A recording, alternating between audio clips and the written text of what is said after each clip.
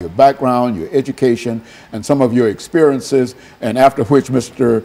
excuse me, Hawkins will do the same. All right. My name is JWatkins. I'm a 44-year-old male. My background is I'm the president of the Dads Against Destruction. It's a program we try to help dads change their lives around to making better choices and decisions where they're going in life. My background in education, I attended White Creek Comprehensive High School. I left school in 1991. I left from there. I didn't graduate, but I did a few years later, wind up getting my GED. Then after I received my GED, I went on off to college in Flathead Valley Community College. That's in Montana, Kalispell, Montana. So that's my education. And then what I have to deal with child support is I've been dealing with child support for over 20 years. I have 2 adult kids, and the situation with that is the way it's been explained to me is I'll be paying child support, the rest of my life due to the way the state has set things up to where that you're not just only paying child support, but you also paying interest fees and back this and back that, and to where I'm paying more to the state than I'm paying to the child support right now. And so in a real sense, what you're saying here, Mr. Hawkins, Mr. Watkins, is that the state of Tennessee has some issues dealing with child support that the two of you and Mr. Hawkins will be able to talk about. But first, let's get some information from you, Mr. Hawkins, Phil Hawkins, in reference to your background, education, and what really brought you to us this morning. Okay, good evening. I'd like to thank you for us being here. I'm Phil Hawkins, the CEO of Dads Against Destruction. What brought us here is that it's time for us to stand up, man up, and get this out. A lot of men don't even want to work no more these days. So we out here now trying to advocate for the men to get the men back in the household and get the system back. Right now, the system trying to raise our kids, and it can't happen like that. And so in a real sense, let's since you've been involved with child support in the state of Tennessee for quite a while, let's give our audience some information in reference to what we mean in reality when we say child support in Tennessee, who has to pay it and how much you have to pay it and how long you have to pay it. Let's do it from that perspective. The way it's set up, from my understanding, it's supposed to be for 18 years until your child turns 18 years old. Then it can go even further because of they're going to college and stuff. I can understand all that, but situations in life happen. Man's job might slow down at different points of the season to where he's not able to make his whole payment, or he might lose a job, or just things happen. But that doesn't stop child support from running. And as it keeps running, if you miss, it's like a credit. If you miss a payment, if you don't pay your whole full balance, they're gonna charge you a late fee. And this is how I feel about it, because I'm paying late fees every day, all day long, because of I'm just might be slow on getting the payment, makes me slow at work and stuff, and I'm not even making a payment. But it's just a system to where it's like it makes you feel like the state getting more out of it than the child is. And so, Mr. Hawkins, what we're saying is that when we talk about child support, we're not just talking about a simple kind of thing of buying diapers and baby food and et cetera for a certain time. But I think as Mr. Watkins has indicated, that he has been involved in it for more than 18, 20 odd years. And so, what we're going to do, Mr. Hawkins, is to take this first commercial break. We've got about a half a minute. And when we come back, we want you to talk about child support in the state of Tennessee by defining what we mean when we talk about child support and the impact that child support is having upon individuals. After when we come back, you give us some statements in reference to your background, your education, and some of your experiences, and then we'll get into that part of it, and that will allow us to first get a definition. Because I think a large number of folks, when they think about child support, generally think in terms of buying baby bottles and et cetera, but it seems that we're talking about something that lasts 14, 15, 20 years, and I think that that's a different situation. And so when we come back, Phil, what we'll do is to allow you to start us off, and we'll be back with our audience following this very, very short commercial break.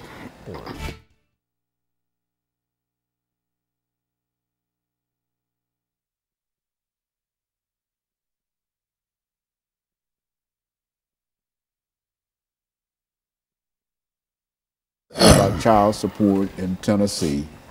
This is where you start, because you're going to have 4 minutes at least before you turn it over to him. You listen to what he's saying, and anything that you think that you might be able to elaborate upon or whatever, or to expand it or whatever. I'm learning something, because I was of the impression that child support, you know, I know there might be some situations in reference to it, but I didn't know it was a lifelong kind of situation. A judge told me, said, you'll be paying child support the rest of your life. One way or the other. Yeah. Is that program? That's what he told me. It's a program where the man can't win. Well, that's what, if y'all see some problems with the issue of child support and et cetera, we're not talking about something that we're trying to neglect children or whatever, and et cetera. But what we're trying to indicate is that it creates a problem for... big problem. I'm out now trying to get a bill passed, a law passed, to give men 90 days. Okay. Okay, so anytime you're ready, though. Okay, so we're going to come back and...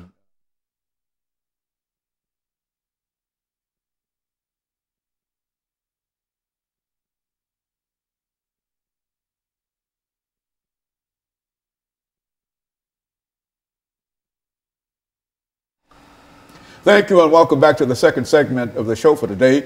The topic is child support in Tennessee, and we have with us to talk about child support in Tennessee Mr. James Watkins and Mr. PHawkins. And so, Mr. Hawkins, let's see if we can get some information from you, because we were unable to get it the last time, from you in reference to your background, your education, and some of your experiences that led you to us this morning, and then make some statements in reference to child support in Tennessee, and then we'll move to Mr. Watkins and allow him to sort of finish this segment for the morning. Okay. Well, I came out of Glen Cliff High School, like my buddy here, didn't graduate, went through the system to graduate, get GED, and just got, you know, going through life changes, ups and downs. But we also been in the child support system, like he said, 20, 30 years, where we can't win, you know, and it's time for us to take back our stand on it. We keep falling for everything. We got to stand for something. And this child support thing, it got to be, well, the average man these days don't even want to work a job. You know, they taking half his check, the child at home don't get the money, the state taking all their money, and then you left with $100, $200 to feed for 2 or 3 kids. So that's what we men know. We taking back our lives. We're addressing the issues now. It's time for us to, you know, do what we need to do to get these fathers back home. Maybe we stop some of this gun violence, you know, because the father's not there, he can't raise his kids. But if you bring a father in, he can discipline his kids. The state can't do it by itself no more. Now, when we talk about child support, and I think a large number of members of our audience might think in terms of supporting that child for a certain amount of years and et cetera. But what's your view in terms of child support, which is to say that you are paying for your child, yes, sir, but at the same time there are some issues that you like to deal with? Yes, sir. I found out just the other day, I'm advocating child support every day. I just found out the other day I was with my kid's parents, my kid's mother, 24 years. And I just found out the other day I'm $139,000 behind on child support payments. So how that system add up?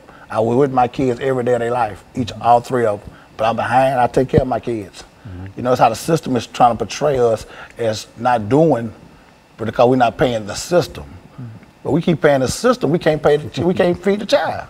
We gotta have something for a man to live. And so are you still with your wife? No, sir. But you're still paying to support your children every day. And you feel that they're taking more money out of whatever salary you have. Yes, sir. And some of that money does not go to the child. None of the money go back. But the money, for the most part, goes to the state. Yes, sir. What do you think about that, Mr. Watkins? I mean, it is true. As you just asked me about going towards child, it's true. I've had the mother call me, ask me, well, when is your job going to send the money? I said, what do you mean? It's coming out of my check. Well, they send it when they want to send it. And it causes conflict within the household. I've lost a house. I lost my family. I've lost cars. I've lost jobs and everything. I've lost my freedom over child support. And, you know, it took a real big toll on me mentally and emotionally, because you know, I desire to be home with my kids. My kids are my everything. And to take me out of my home because I fell behind on a bill, you know, that's like, come on, man, you're not just taking me out of home. What do you mean when you say to take you out of your home? How does that? When you take a person out of their home, when you take a person's job from them, what is that man gonna do? He's gonna wind up trying to figure out a way to go out here and get some money. Right. Because if you love your kids, you're gonna revert to anything in the means necessary to get money to feed your kids or do what you can do. So yes, I've made some choices in life to where I started going towards the street life. Because of why? Because every time I turned around, I was getting harassed. I was getting harassed by the judges to the point to where they was like, well, this is the state law. So is it state law? Then okay, if I can't make this money, you taking all the money, my kids not getting paid, my lights getting cut off, this is happening. Well, I got to hear them go out here and find another way to get this money, because not only am I hearing from you all, but I'm also hearing it from her. You know, and when all that comes into play, it pushes a man outside that household to where he's looking to where, like, man, what am I gonna do? So when we sit up here, we look at these other young men out here on these streets, and they trying to do different things. You know, when I talk, when the first thing come out of their mouth, man, I gotta feed my kids, man. And you know, it's like that's where that destruction come in. So me and PHawkins, we have been through it, and we have fought through many things to try to maintain a fatherly relationship with our kids and everything, which we still do. Just because they took us out the home don't mean we still ain't in our kids' lives. But we still try to you know, educate the younger men, the future and everything to, hey, we're gonna try to get some help, because I know where you've been, I know where you're going and stuff. So, Phil, when you think in terms of child support in Tennessee, what would you consider to be the most destructive thing that the state of Tennessee is doing in order to either help you or prevent you from really supporting your children? I mean, the first thing they're doing, they need to let the dads or father be a father. The state cannot raise or come in a household and raise kids. And that's what they're doing. They make sure the father's not there by leading the mother wrong. Make sure the father not there. So there you go. You got a son and daughter just being raised by the system. And we already know that's going to lead to a broken cycle. So we out here now trying to bring that cycle to fix the broken cycle. You know, to get this right, bring the fathers back in the home, take care of the kids, take care of their families. It's just a man-up process. You know, we need help with it. And so if the state is paying that household child support, the father cannot be in the household. Is that what we're saying? That's right. And so, which means that I think, as you were indicating, Mr. Watkins, that sort of pushes you out into the street. Yeah, you see, in order for her to receive. That man is going to try to figure out some way to not only that you push that man outside that household, but he also got to go find a house to where he got to stay now. Right. So that's another bill. That's another situation where he got to, like, okay, he got to go and try to wind up in a shelter. You're going to wind up in a hotel. You're going to wind up in a friend's house. You bouncing around in different places, trying to live and trying to provide and stuff. It takes away your self-esteem.